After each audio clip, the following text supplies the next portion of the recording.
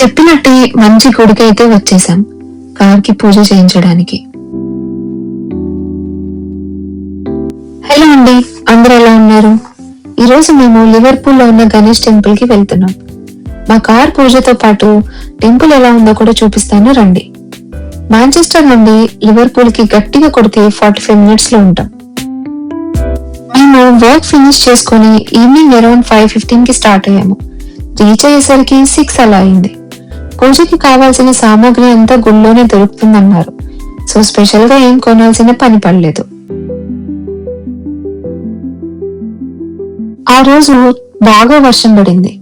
పూజ ఎలా జరుగుతుందో అనుకుంటూనే వెళ్ళాం, కానీ చాలా బాగా జరిగింది. అక్కడ పూజ ఎలా చేశారో చూద్దామా? వచ్చేసాం. చాలా చిన్న గుడి అండి ఇది. చూడండి, గోపురం కూడా లేదు, కానీ బాగుంటుందంట. ఎలా ఉందో వెళ్ళి చూసేద్దాం పదండి. స్టార్టింగ్ పూజ సామాగ్రి షాప్ తో ఎంట్రన్స్ ఉంది. ఇలా పూజ సామాన్లే కాకుండా మన ఇండియన్ గ్రాసరీస్ కూడా ఉన్నాయి ఇందులో.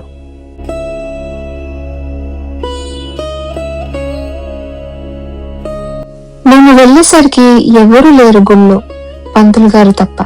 కానీ కాసేపటికి జనాలు వచ్చారు.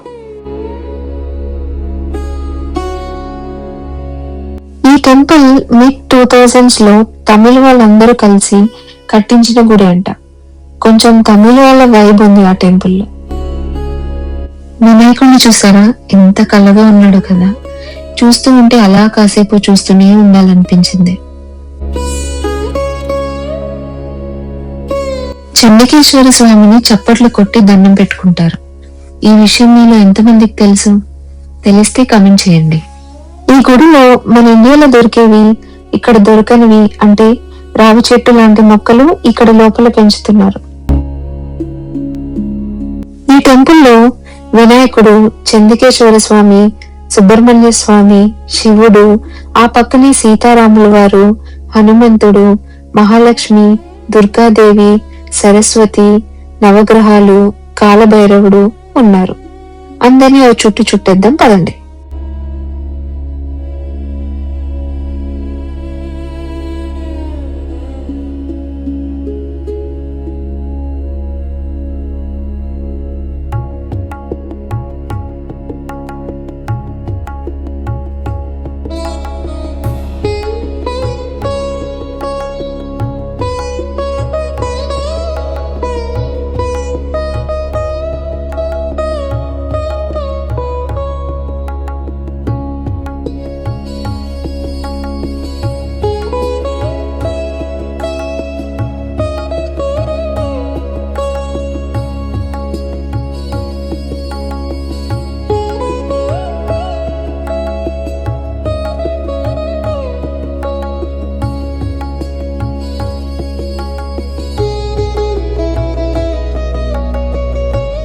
ఇక్కడ పండుగలు వచ్చినప్పుడు ఊరేగింపులు మన ఇండియాలో జరిగినట్టే జరుగుతాయి.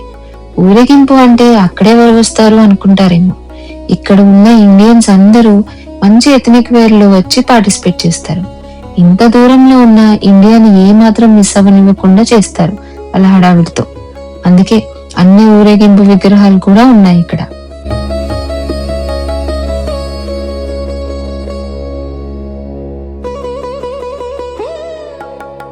ఇంతేనండి గుడి మొత్తం. చాలా చిన్నది, కానీ దేవుళ్ళందరినీ కవర్ చేశారు.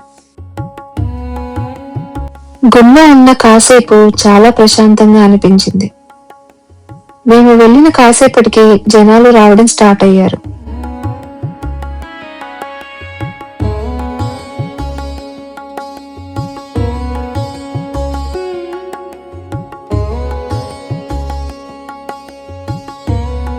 చెప్పానుగా ఇక్కడ తమిళ వాళ్ళు ఎక్కువ వస్తారని. అలాగే ఒక కప్పులు వచ్చి కొబ్బరికాయ మీద కర్పూరం పెట్టి వెలిగించి చేత్తో పట్టుకొని ప్రదక్షిణాలు చేశారు ఇలా. మరి అది తమిళ వాళ్ళ ఆచారం అనుకుంటా. ఎవరైనా తమిళ వాళ్ళు ఉంటే కామెంట్ చేయండి, అది ఏంటో, ఎందుకు అలా చేస్తారో అని.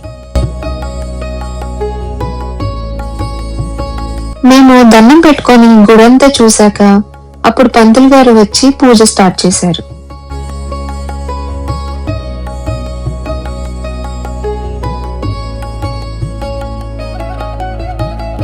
ఎంత గుడికి వెళ్ళినా పూజారి పూజ బాగా చేస్తేనే కదా ఆ పీస్ కానీ గుడికి వెళ్ళామనే వైబ్ కానీ వస్తుంది. అసలు ఆ పంతులు గారు మంత్రాలు చదువుతుంటే ఎంత బాగా అనిపించిందో. తమిళ స్లాంగ్ లో స్పష్టంగా భలే చదివారు.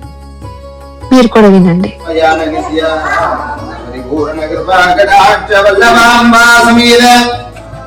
విఘ్న వినాయక స్వామి నిత్య నిరంతర పరిపూర్ణ కృపాకరాక్షదస్య సగ కుటుంబానాం ఉద్యోగలాభ పరిపూర్ణ కృపాకటాక్షం తులిల్లాభ పరిపూర్ణ కృపాకటాక్ష తోదతే సభయాన నిత్యానంద పరిపూర్ణ కృపాకటాక్ష వల్లభా సమేత విఘ్న వినాయక స్వామి నిత్య నిరంతర పరిపూర్ణ కృపాకటాక్షం శ్రీ గణపతయే నమః.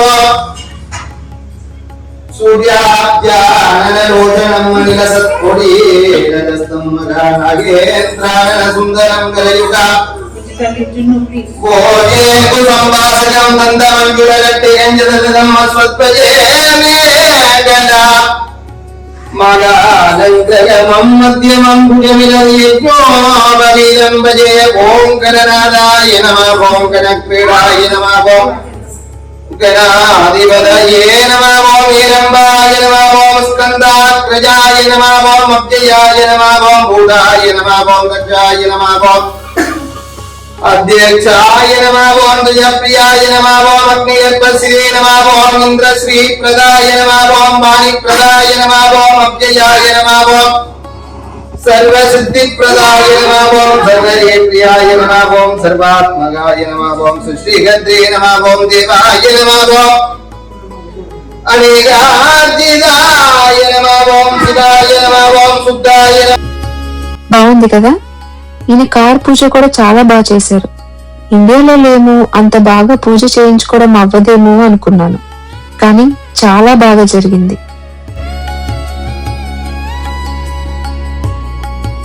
ఈ పూజార్లకి 2 years వీసా వేసి ఇండియా నుంచి తెప్పిస్తారంట. వీళ్ళకి వాళ్ళ భాష తప్ప ఇంగ్లీష్ అంతగా రాదు, మాకేమో వాళ్ళ భాష రాదు. అలానే ఏదో అలా మేనేజ్ చేశాం. పాపం ఆయన కూడా అలాగే మేనేజ్ చేసుకున్నారు. లోపల పూజ అయిపోగానే మా కార్ పూజ స్టార్ట్ చేశారు. ఈ టెంపుల్లో చాలా కార్ పూజలు జరుగుతాయట. అదే రోజు మాతో పాటు ఇంకొకరు కూడా కార్ పూజ చేయించుకోవడానికి వచ్చారు. మధ్యలో వర్షం పడడంతో ఒక 10 minutes బ్రేక్ వచ్చింది, కానీ వెంటనే ఆగిపోయింది. మళ్ళీ కంటిన్యూ చేశారు. అన్నట్టు మనం సామెత చెప్పుకోవాలి కదా. ఆయన పూజ చేస్తూ ఉంటారు, మీరు చూస్తూ ఈ వారం సామెత వినేయండి. సామెత: పిట్ట కొంచెం కూతగనం. ఈ స్టోరీలోకి వస్తే, మహాభారత యుద్ధం 13th డే. కౌరవులు ఒక చక్ర వ్యూహం అనే స్ట్రాంగ్ యుద్ధ వ్యూహాన్ని సెట్ చేస్తారు. దాన్ని ఎలా దాటాలో కేవలం అర్జునుడికి మాత్రమే బాగా తెలుసు. కానీ ఆ రోజు అర్జునుడు దూరంగా వెళ్లాల్సి వస్తుంది. పాండవుల సైన్యంలో టెన్షన్ మొదలైంది. ఆ టైంలో అభిమన్యుడు అంటే అర్జునుడు 16 years కొడుకు ముందుకు వస్తాడు. నాన్న నాకు చిన్నప్పుడే నేర్పించారు. ఈ చక్ర వ్యూహంలోకి ఎలా ప్రవేశించాలో నాకు తెలుసు. అందులో నుండి ఎలా బయటికి రావాలో మాత్రం నేర్చుకోలేకపోయాను. అయినా నేనెవరికీ భయపడను. పాండవ వంశం ప్రతిష్ట కోసం పోరాడతాను అని అతను అన్నాడు. అందరు యోధులు ఆశ్చర్యపోయారు. ఇంత చిన్నవాడికా ఇంత ధైర్యం అని. అభిమన్యుడు ధైర్యంగా రథంతో ముందుకు దూసుకెళ్తాడు. అతను ఒక్కడే పెద్ద పెద్ద కౌరవ రథసారథులను సైనికులను ఓడిస్తూ లోపలికి వెళ్తాడు. ద్రోణుడు, కర్ణుడు, దుర్యోధనుడు, అశ్వత్థామ వంటి మహారథులు దాడులు ఎదుర్కొని వారిని ఒక్కొక్కరిని సిగ్గుపడేలా చేశాడు. చిన్నవాడే అయినా అతని వీరత్వం చూసి కౌరవ సైన్యమంతా కంగారు పడింది. ఎవరో అన్నట్లు పిట్ట కొంచెం కూతగనం అంటే చిన్న పిట్ట అయినా కూస్తే అందరికీ వినిపిస్తుంది.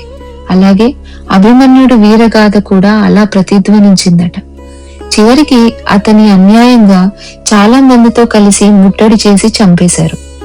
కానీ అతని ధైర్యం, శౌర్యం మహాభారతంలో జ్ఞాపకాల్లో నిలిచిపోయింది. ఎలా ఉంది? బాగుందా స్టోరీ? ఒక 2 వారాలు గ్యాప్ వచ్చింది. ఇక నుండి అలా జరగదు. ప్రతి వారం ఒక సామెత స్టోరీతో మీ ముందుకు వస్తాను. గ్యాప్ వచ్చిన ఓపిక విని లాస్ట్ దాకా చూసిన ప్రతి ఒక్కరికి థ్యాంక్ యూ సో మచ్. ఇలాంటి మంచి స్టోరీస్ కోసం నా ఛానల్ ని సబ్స్క్రైబ్ చేసుకోండి. And please like, share and comment చేయడం మాత్రం మర్చిపోవద్దు. పూజ అయిపోగానే రిటర్న్ అయిపోయాము. అలా మబ్బుల్లో చంద్రుని చూస్తూ ఇంటికి వెళ్ళిపోయాం. రోడ్ ని కూడా చూస్తూ వెళ్ళామనుకోండి. సరే మరి ఉంటానైతే, మళ్ళీ కలుద్దాం.